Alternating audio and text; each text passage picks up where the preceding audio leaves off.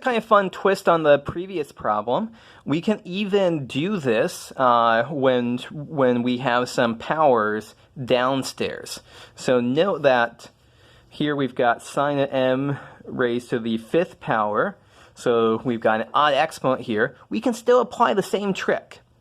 And so let's do that trick here. So we're going to rewrite this. We're going to split off a factor. We're going to split off a factor of sine x. And we are once again going to replace sine squared x with 1 minus cosine squared x. So 1 minus cosine squared x squared sine x dx over cosine cubed x. And when we expand out this multiplication, so the same thing as we were doing previously, 1 minus 2 cosine squared x plus cosine to the 4th x sine x dx all over cosine cubed x. And so let's go ahead and do the substitution at this point. So we know we're going to have u is, well, no. Let's do the division. So we're going to have to divide 1 by cosine cubed x, 2 minus 2 cosine squared x by cosine cubed x, and cosine to the 4th x divided by cosine cubed x. And we end up with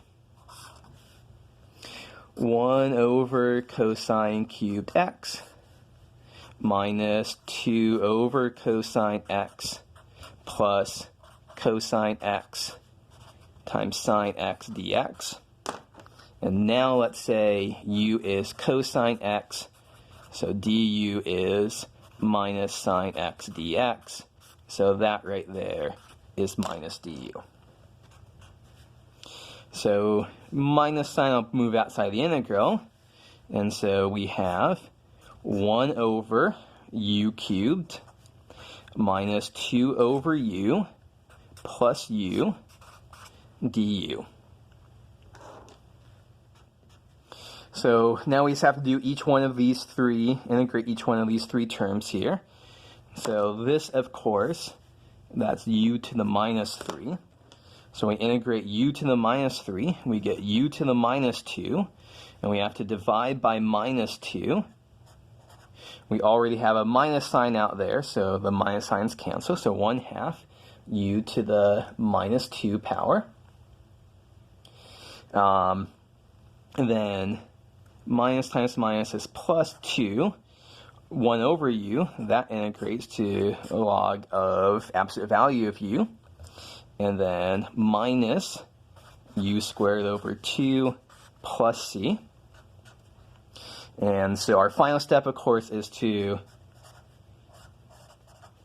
cosine 1 over cosine squared x plus 2 natural log of the absolute value of cosine x minus cosine squared x over 2 plus c.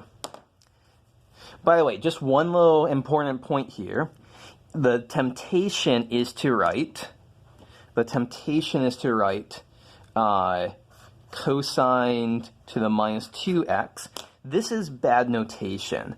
This isn't clear whether what we are meaning here, because it looks an awful lot like cosine to the minus 1x, and that means something different than 1 over cosine x.